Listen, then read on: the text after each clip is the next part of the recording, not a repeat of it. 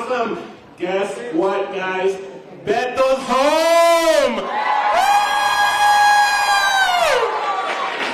Guys, I want to thank all of you for showing up. You guys are amazing. The energy night to here tonight is just out of this world.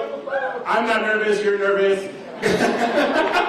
Guys, let's just show Beto all the love. I can't believe that I get the privilege to speak before my biggest hero. This election is just the election of all elections, guys. This is going to be amazing. I'm going to pass the mic to V. V's going to give you a little bit of words, and then we'll get to the show.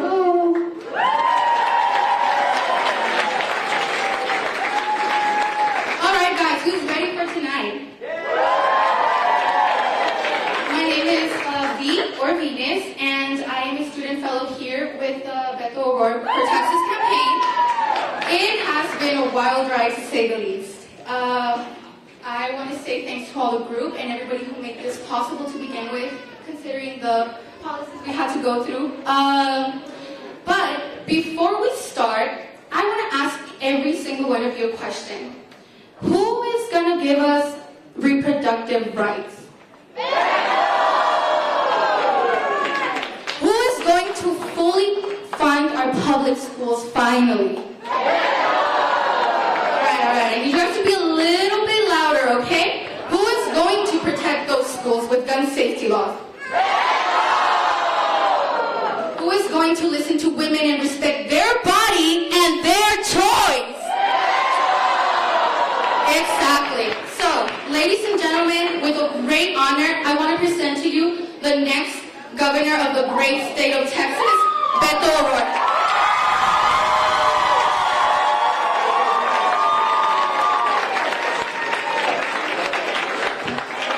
All right, how's everybody doing? Thank you, Elton. So good to be with you. Thank you for coming out. There's some folks who could not get into the room right now. I think the UTEP Fire Marshal, out of an abundance of caution, wants to make sure that we don't use this space that is left at the back or on this side right now, but there are folks who are out there, and I told you when I came in, if you all hang out, we'll make sure that we come up first to say hello afterwards, to take pictures, and to hang out and just say thank you in person. For everyone who made it in, thank you for getting here early. Thank you for supporting us. Thank you for being part of something so historic and special. Everyone here is very special to me because we're all El Pasoans doing the right thing at the right time with the right people at this defining moment of truth. But there are a few people that I want to introduce to you, just in case you don't know them. One of them is our state representative, Lina Ortega, who's here right now. Lina, if you don't mind standing. She's going to be my partner in the state legislature. We're going to make sure that we deliver for this community, just as she has been focused on doing for ever since she got into office. And even before that, when she was encouraging those of us who first ran for city council in 2005 to hold these positions of public trust and to deliver for this community. In addition, y además, I've got my family here. If your O'Rourkes could stand up for just a sec. I've got our 3 kids and my wife, Amy.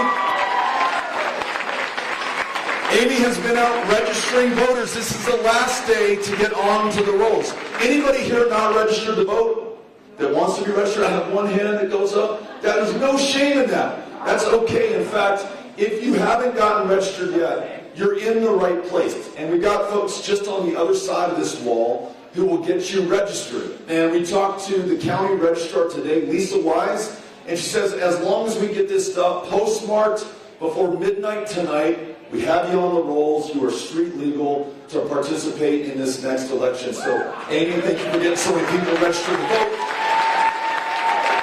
And then this is going to be, I promise you, the last campaign speech I get to give in El Paso before this thing is decided in 20 days. Maybe the last campaign speech ever. We're going to see, right? So, allow me, indulge me. I want to be able to introduce my sister Charlotte, who's here with her son Maximo. Charlotte, get up, please. Maximo, and then the woman who started it all on September 26, 1972. My mom, Melissa O'Rourke. If you'll stand up, Mom.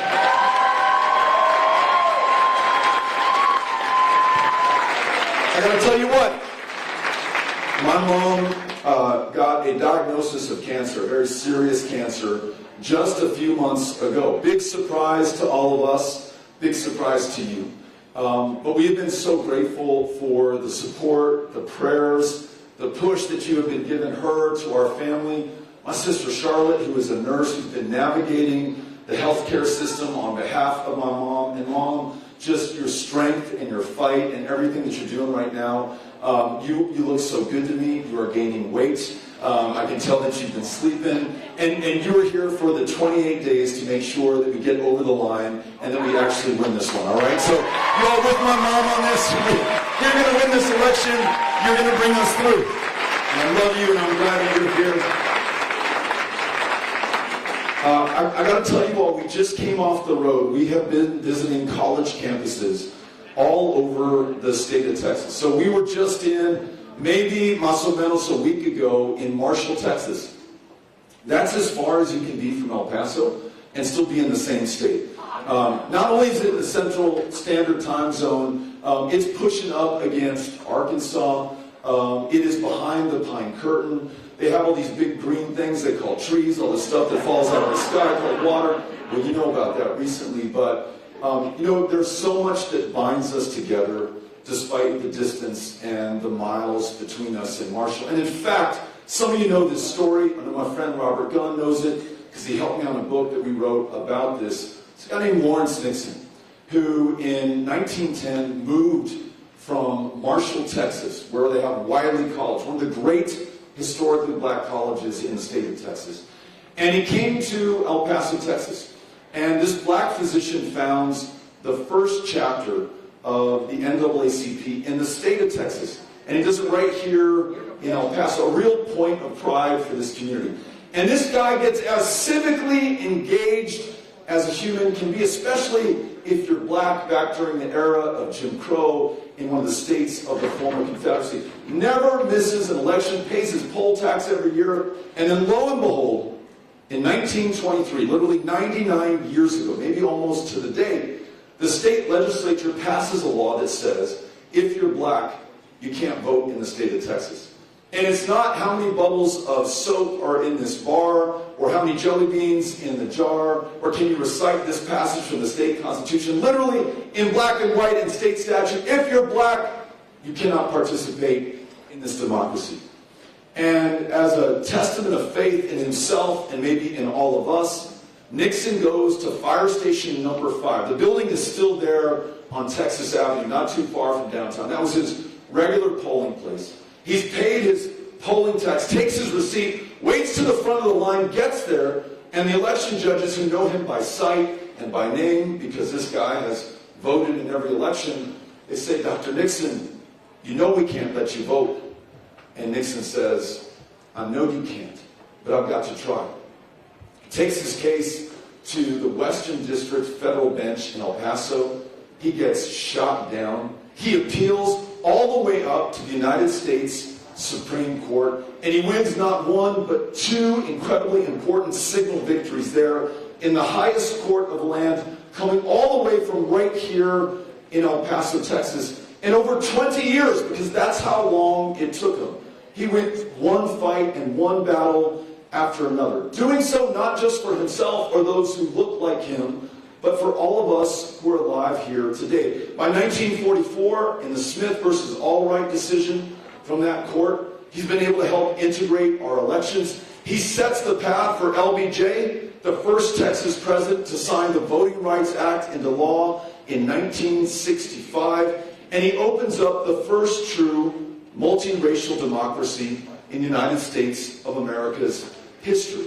All of that came from El Paso. And I tell you that story right now because I think that is who we are at our absolute best. We are people from all over the state, from Marshall, from Lubbock, where I just was, from Abilene, from all over the planet, from Africa, from this hemisphere, from Europe, from Asia. But we have called this place our home. And we know that we always have to try, regardless of the odds or what they tell us we can or cannot do. And it is a reminder that the challenges in front of us, including winning this election, are not only possible, but as my friend Robert says, we've overcome greater challenges against longer odds before. And I'll give you one that V just told us about. In this state today, as you all are probably well aware of, no woman can make her own decisions about her own body or own health care. We have a total abortion ban. No exception for rape, and there's no exception for incest, and it begins at conception, and it takes place in a state that is at the epicenter of a maternal mortality crisis that is 3 times as deadly for black women. In other words, we're losing women in this state faster than almost anywhere else in the developed world. And when we foreclose an opportunity to seek a legal abortion, we're also shutting down the options for women looking for a cervical cancer screening, or to see a family planning provider, or just to see a doctor of any kind in the least insured state in America.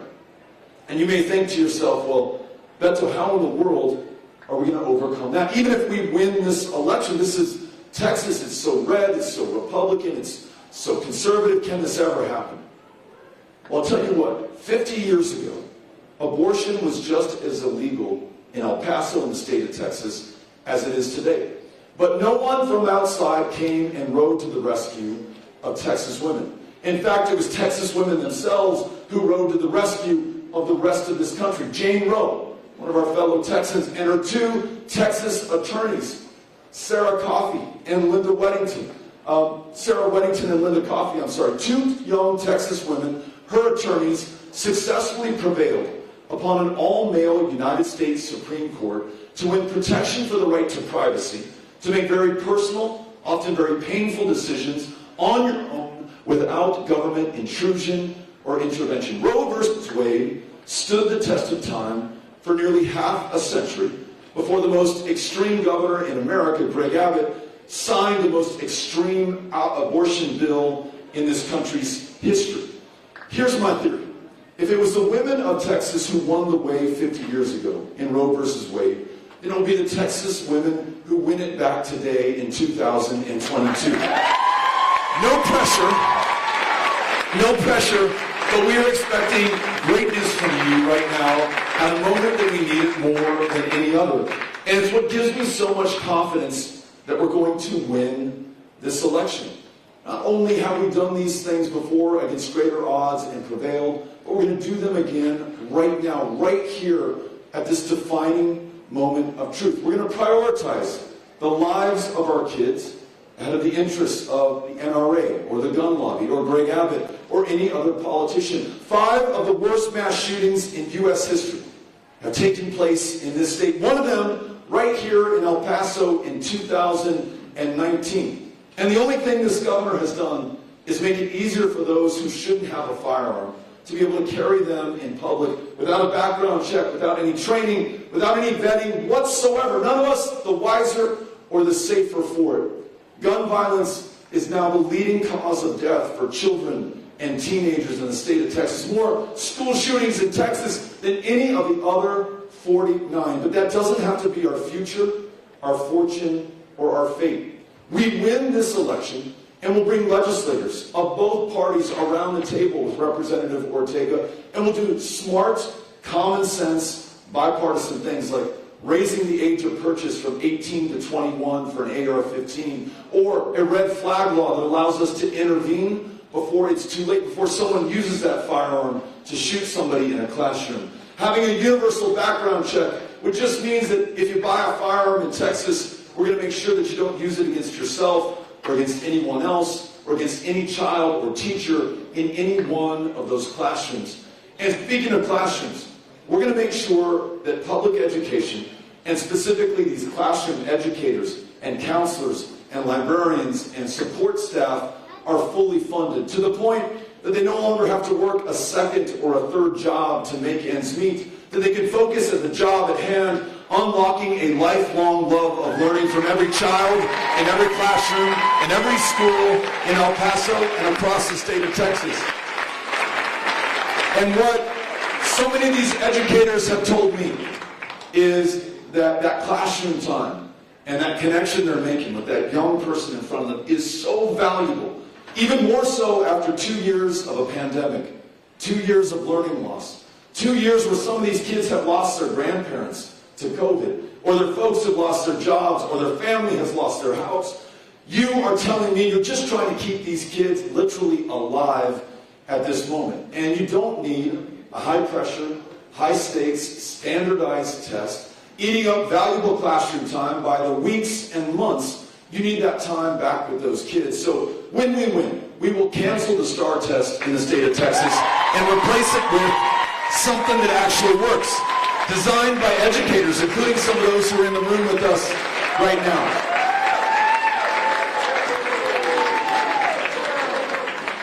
I got a chance to say hello and thank you to some of the amazing veterans outside who've served our country. Some of you may be here who've served and are attending UTEP on the post 9/11 GI Bill. You may be members of the Guard. You may be planning to enter the military before too long. I want to tell you that not only are all of us here grateful for your service, but we want to demonstrate that through our actions. We know that this country spares no expense in sending you off to war and training you and equipping you and making sure that you're ready to potentially lose your life in service to America or take the lives of someone else because we asked you to do that. Now, on our end of the bargain, when you come home, somehow we lack the resources necessary to connect you with what you need to be able to get on with your life. At least that's a story I hear all too often. In this extraordinarily wealthy state, the 9th largest economy on the planet, tonight, even in El Paso, there will be veterans who have served this country who will be sleeping on the side of the road, on park benches, underneath bridges right now. I say that we should spare no expense, pay any price, be able to shoulder any burden to make sure that every veteran has a roof over their head, has access to the care that will save their lives, and that we listen to them when they share with us what they need to make sure that they're better. For those coming back with post-traumatic stress disorder, traumatic brain injury, other signature wounds and conditions of service, they say, look, Beto, when I get into the VA, they're all too ready to prescribe me an opioid, to which I may become addicted. And that addiction, I fear, may kill me as it has done to too many of our fellow Americans. They say there's another substance that I can use that alleviates those symptoms, that increases my appetite, that restores my ability to sleep. But to use it today in Texas makes me a criminal in the eyes of the law. That's why I think when we win, we must prioritize legalizing marijuana in the state of Texas. No longer locking up our fellow Texans for possession of a substance that is legal in most of the rest of the country today. Save $500 million that we're spending on incarceration and pick up another $500 million on taxing the regulated, controlled sale of that substance. But we have to go a step further because we know that Texans of all ethnicities and races use marijuana at roughly the same rate, and I'm told that it is a lot.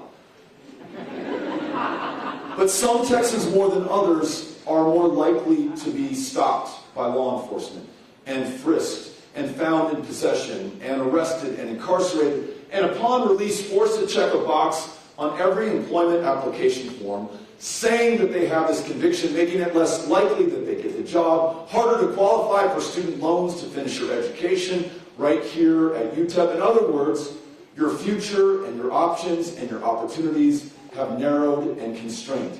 I want to make sure that we try to make that right. So we're also going to expunge the arrest records for anyone who has served for possession of that substance. Make sure that you can get on with your life and do the right thing. And then lastly, and then we'll come back to you, lastly, when it comes to this democracy that Lawrence Nixon fought for and won the right to vote for just about everybody here in this room, nowhere is it under greater attack right now than in the state of Texas. The right to vote is more constrained here. The ability to get on the rolls and register yourself to vote harder here in Texas than any other state in the union. 13% of the mail-in ballots cast in March, our last election, were rejected by the state. Not 13% of voters stayed home or couldn't figure out the ballot or just decided not to show up, but 13% of those who qualified, requested it, filled it out, sent it in, had it sent back. 13 out of 100 times. One of those was a 95-year-old World War II veteran. In other words, this guy was someone who was willing to lose his life fighting fascism half a world away to defend democracy here at home in World War II, and had his ballot rejected not once but 3 times. And there's no one among us who's more earned the right to vote than that guy has. So where are we today? We're in a place where it's going to take all of us reaching out to those who are the targets of suppression and intimidation and giving them a reason to come into this election. Knocking on their doors, as we've been doing day in and day out. Talking to your classmates and your colleagues and your neighbors and your family members. Giving them a reason, in your own words, from your own heart, why this is the most important election of their lifetimes. And why they must participate if we're going to be able to come through at the end of the day. And when we do, we're going to make sure that this democracy really does work for each and every single one of us. We're going to work on things like automatic voter registration so that when you turn 18, you're automatically on the rolls. Online voter registration, so if you change address, you can update that easily over the internet. We're going to replace gerrymandered districts with ones that you draw, citizen-led redistricting commissions right here in Texas. And this idea, which I like a lot, which is replacing Confederate Heroes Day as a celebrated state holiday with Election Day as a celebrated state holiday. So you can take the day off of school or from work and be able to vote and participate in this democracy. We do that, and there is no stopping us as a community, as a people, as a state in the great things that we want to be able to do. And the most important, the one right in front of us right now, is to replace Greg Abbott as the governor of Texas.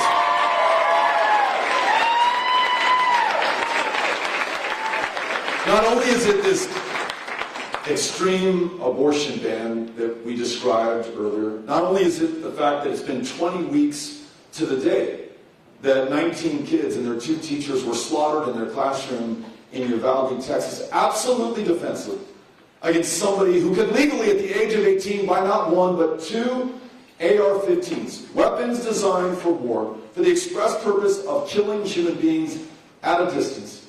That he could buy those weapons, walk into that school at Robb Elementary, and use it against those children. That weapon designed to take an enemy soldier down at 500 yards was used against kids at 5 feet. So devastating that their parents could only identify their bodies by the shoes that their kids were wearing.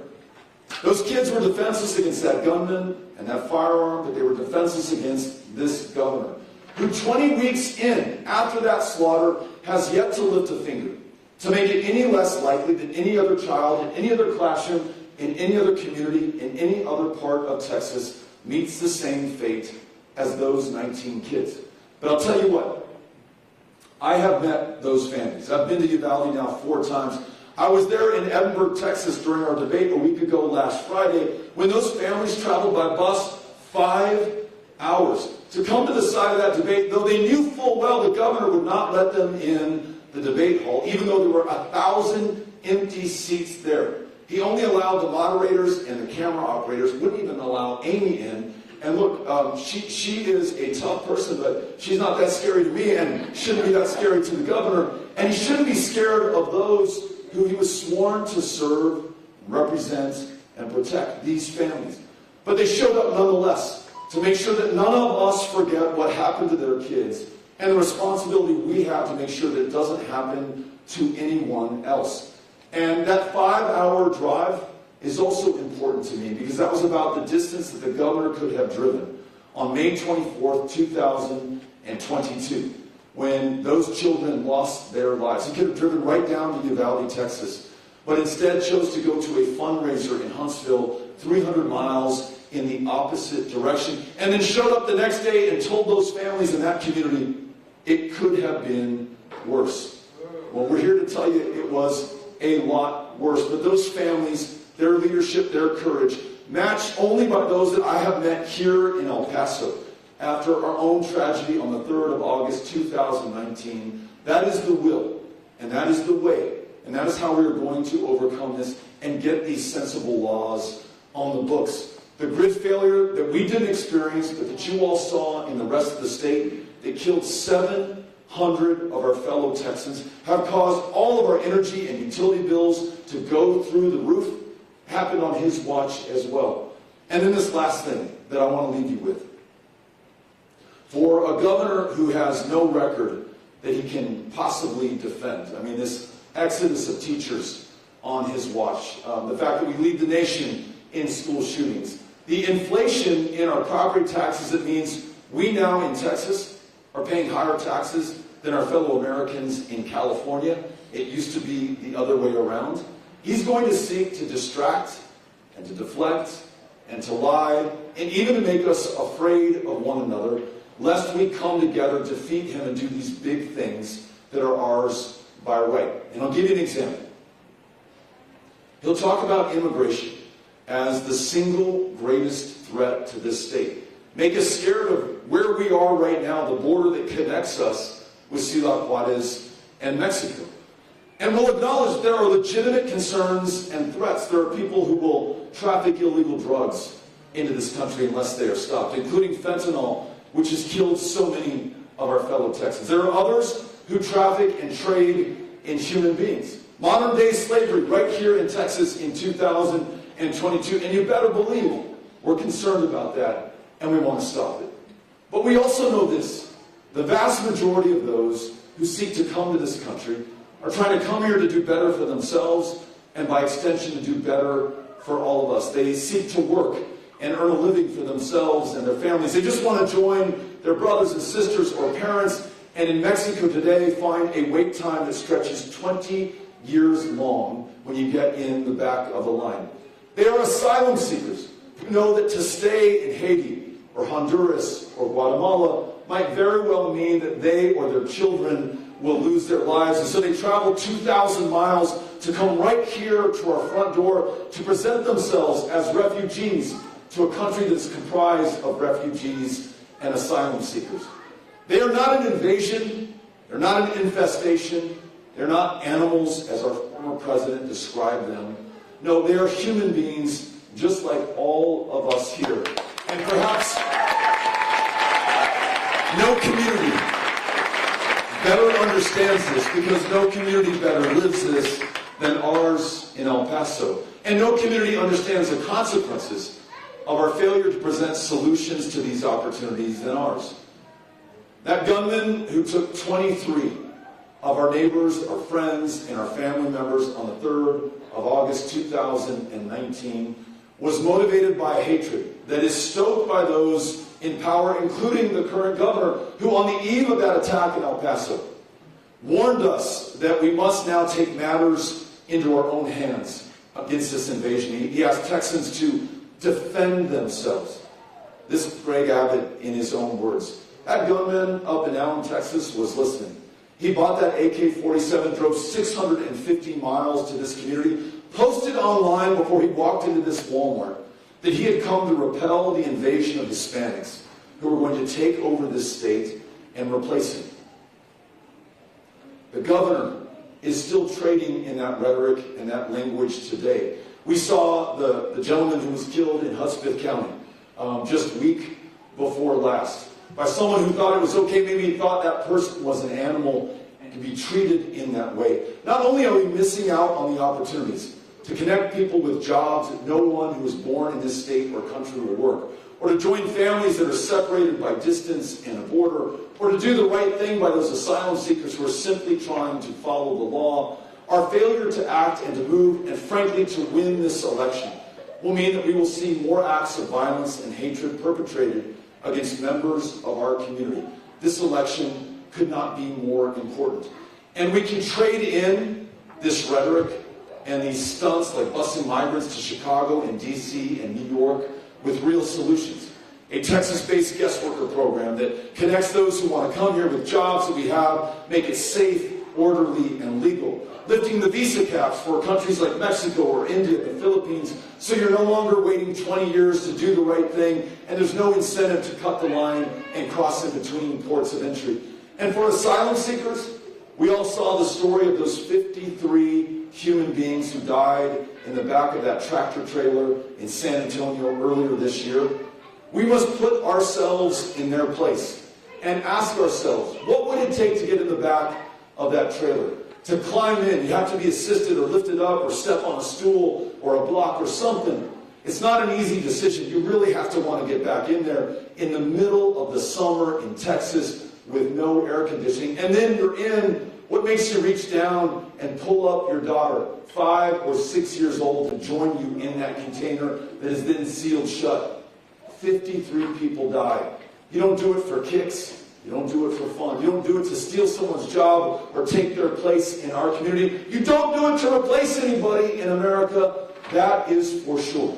So what if Texas led on an asylum program that doesn't take 6 years to adjudicate your claim? 6 years while you might wait in a refugee camp in Ciudad Juarez with your young child. But we move that down to 6 months or 6 weeks, and we get that family an answer. And if they pass the bar, they are welcome to come in and, yes, do better for themselves, but absolutely do better for Texas and the rest of this country. I tell those whom I visit across the state that we are one of, if not the safest cities in America, not despite the fact that we are a city of immigrants, but because we are a city of immigrants. We have a chance to lead on this issue right now in this campaign, and after we win as governor, bringing people together to replace stunts with solutions and lead before it's too late.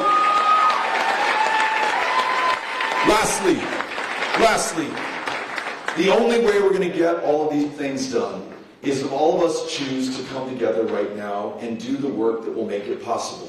There are a number of volunteers in yellow vests who are spread out across the room. On each of their clipboards are open shifts to go knock on doors. Behind those doors are the people who've been targeted for suppression and intimidation. They're the folks literally drawn out of this election. Let me give you some numbers, and then I'll close. In 2020, arguably the most important presidential election of our lifetimes, 194,000 El Pasoans who are eligible to vote did not cast a ballot. 194,000. Since then, 46,000 new registrants have entered the rolls. Young people who just aged in, folks who naturalized, the hundreds that Amy has registered as you walked the blocks of this city. So add that up. That's almost 250,000, and by the end of the day, it will be 250,000 people whose voices we have yet to hear, whose votes have yet to be counted. When we ran this campaign together against Ted Cruz in 2018, I lost by 216,000 votes. In other words, the ability to win this election is right here in El Paso, Texas. And if you sign up with us, won't it be some pretty profound, poetic, political justice if the very people drawn out of this democracy are brought in by us, the people of El Paso, and form the margin of victory when we win this on election night? You all with me? All right. Thank you all for coming out today. We're going to hang out for a little bit to take pictures. We're going to go outside. I'm going to let you tell us what we're about to do. Cynthia, are you ready? All right, so in order to accommodate everybody that was waiting in the hallway, we decided it's better to go outside. There's a grassy area. When you exit the front of the building to the right, we would love to do a group picture with everybody in here, everybody that's outside, and then we will stay and take pictures with everybody. So we will wait till you walk over. So please, once Beto wraps it up, then we will all walk outside. Thank you all for coming out. We really appreciate it. Thank you.